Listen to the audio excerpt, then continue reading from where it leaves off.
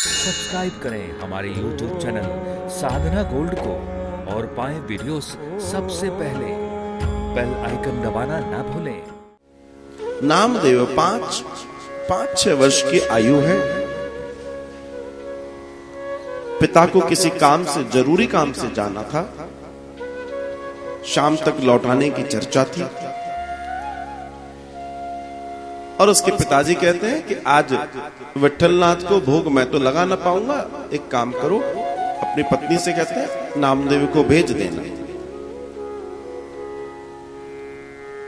नामदेव को बोला माने जा बेटा, ये थाली है, विठलनाथ को भोग लगा। नामदेव एक बड़ा सरल, बड़ा सुंदर, बड़े सुंदर हृदय का मालिक, और वो बालक चल पड़ा। वो बालक चल पड़ा विठल के दर्शन करने, और विठल के दर्शन करने की अभिलाषा और भोग लगाने की जो जैसी मां ने बताई थी प्रक्रिया, उस प्रक्रिया में वो डूब गया। और उसी प्रक्रिया से गोविंद प्रसन्न हो गए। नामदेव आए और नामदेव ने आकर बड़े प्रेम और भाव के साथ, बड़े आनंद के साथ अपने गोविंद को भोग लगाया। अब विठलनाथ जी के मंदिर में प्रवेश करेंगे, और प्रवेश करके बड़े प्रेम से, बड़े आनंद से उन्होंने भगवान से कहा भगवान भोग लगाओ। अब भगवान तो भगवान है, इतने आसानी से कैसे? बालक को इतना मालूम था कि मां ने कहा है कि भगवान को भोजन करा के ही आना। नामदेव बड़े बड़े सहज भाव से कहने लगे कि भगवान भोग लगाओ, भगवान भोग लगाओ। लेकिन जब उस बालक का भाव इतना इतना इतना निर्मलता, कोमलता से बार बार बन रहा था, तो भगवान ने कहा अब तो इसकी सुननी पड़ेगी। और विठलनाथ मूर्ति से बाहर निकलते हैं और भोग लगाना शुरू करते हैं।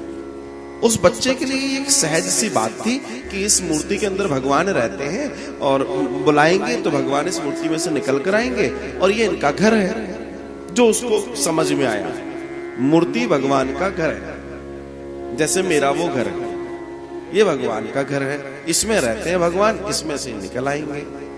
जो बचपन में मां सिखाती रही, बोलती रही, बच्चों को बताने के लिए जैसे जैसे चर्चा करनी पड़ती है, भाव से उसने भोग लगाया। भगवान ने बड़े चाव से खाया। उसने कहा भैया जाओ, बर्तन पूरे चकाचक साफ कर लिए, और साफ होने के बाद, बिल्कुल सही होने के बाद, वो था खाली बर्तन लेकिन नामदेव पहुंचे घर। मां से कहा मां भोग लग गया, मां भोग लग गया। और जो उन्होंने कहा कि भोग लग गया, मैया ने कहा वो तो ठीक है, भोजन का है। नामदेव कहते हैं कि मां भोजन तो भोग लग गया, खा लिया भगवान ने। हाँ वो तो मुझे मालूम है, भगवान ने खा लिया, ये बता भोजन का है। अब बच्चा बड़ा असमंजस में, एक तो कह रही है कि मां भोग लगा के आना, खिलाकर आना, भोजन लगवा के आना। अब मां कह रही है कि भोजन का है। दुविधा का विषय हो गया, क्या करते नामदेव? तो मां से कहा मां वास्तव में भगवान आए और भगवान ने खा लिया। मां ने कहा जरूर ये भोजन कहीं ले गया। शाम को पिताजी आए, पिताजी से चर्चा हुई। मां ने कहा कि आज देखो इसने बड़ी गड़बड़ की, इसको भोग की थाली दी, थाली तो ले गया, खाली करके ले आया। पिताजी ने नामदेव को बुलाया, बेटा इधर आओ, क्या किया तुमने? पिताजी मैंने कुछ नहीं किया, मुझे जैसे बताया वैसे मैंने भोग लगा दिया। मां ने कहा पक्का? बोला हाँ बिल्कुल, मैंने वैसे ही भोग लगा दिया। तो पिताजी कहते हैं कि बेटा फिर वो भोजन का है? बोला पिताजी आप भी वही पूछ रहे हैं भोजन का है, मां भी वही पूछ रही है भोजन का है। असल में वो भोजन तो भगवान को, आप बोला भगवान को खिला दिया। पिताजी नाराज हुए, तुम झूठ भी बोलने लगे हो। अब वो रोने लगा बालक, पिताजी सच कह रहा हूं, विठ्ठला ने खा लिया। ठीक है, अगर आज खा लिया तो कल भी खाएंगे। दूसरा दिन भोर हुई, नामदेव के पिताजी ने भोग की थाली लगवाई, और लगवाकर उससे कहा कि चल बेटा आज भोग लगा के बता। अब तो नामदेव सोचे कि हाँ कोई बात नहीं, कल भी खाया था आज भी खाएंगे। नामदेव पिताजी के साथ बड़े आनंद के साथ चले। थाली नामदेव के हाथ में दे दी। पिताजी ने कहा अंदर जा, मैं देखूं। अब पिताजी ने सोचा कि गड़बड़ क्या है, गड़बड़ तो देखनी पड़ेगी, पास रहकर गड़बड़ पता ना पड़ेगी, दूर से पड़ेगी। तो पिताजी दूर एक पेड़ के पीछे खड़े हो गए। बालक बैठ गया। बालक ने भगवान से कहा भगवान भोग लगाओ। अब भगवान काय को भोग लगाए?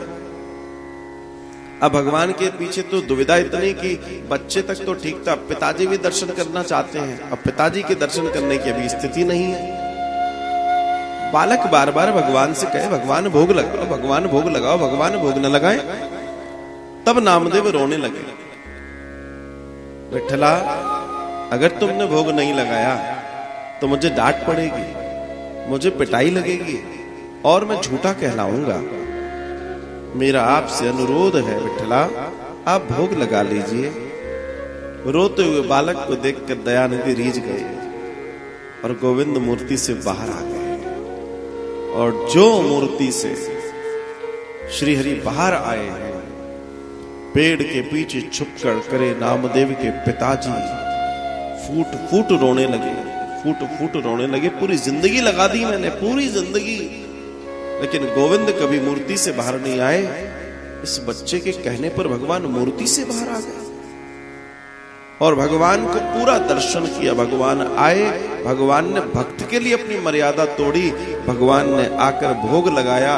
पूरा भोग लगाने के बाद भगवान प्रेम से बालक के सर पे हाथ फेरते हैं और हाथ फेरने के बाद वे अंतर ध्यान हो जाते हैं मूर्ति में। दौड़े दौड़े पिताजी आते हैं और पिताजी आकर जोर से आके अपने बेटे के चरणों में लेट जाते हैं। बोला तू तो मेरा गुरु निकला। और दर्शन आता है कि नामदेव के पिता, नामदेव की उम्र 5 वर्ष, पिताजी जो भी उम्र के रहे हों, उन्होंने नामदेव से फिर गुरु दीक्षा और अपना गुरु बना। तात्पर्य कहने का बड़ा सीधा है, ईश्वर सहज है, ईश्वर सरल है, हम कठिन हैं। अपनी कठिनता और सहजता को, कठिनता को खत्म करें, सहजता और निर्मलता को अगर हम बढ़ाएंगे तो परमात्मा हमें हर जगह नजर आएंगे। वे सर्वत्र हैं, सबके कल्याण के लिए हैं, सबके लिए हैं, बस हम उन्हें अपना माने। बात है अपना मानने की, सिर्फ इतनी सी बात है कि हम उन्हें अपना माने। ब्रजवासियों ने अपना माना था, इसलिए भगवान की स्थिति परिस्थिति ऐसी हो गई कि उन्हें प्रकट होना पड़ा, ब्रजमंडल में अवतार लेकर आना पड़ा। ये उनकी स्थिति है, ये उनकी परिस्थिति। इस स्थिति और परिस्थिति को जिस दिन हमने पैदा कर दिया, ईश्वर हमारे लिए भी आएंगे और आते हैं। कोई नया विशेष कार्य नहीं, आते हैं। अंतर सिर्फ इतना है, सिर्फ इतना, आप पुकारो तो सही, सहजता से, निर्मलता से, सरलता से। उसको प्रेम चाहिए, प्रेम ते प्रकट होई मैं जाता।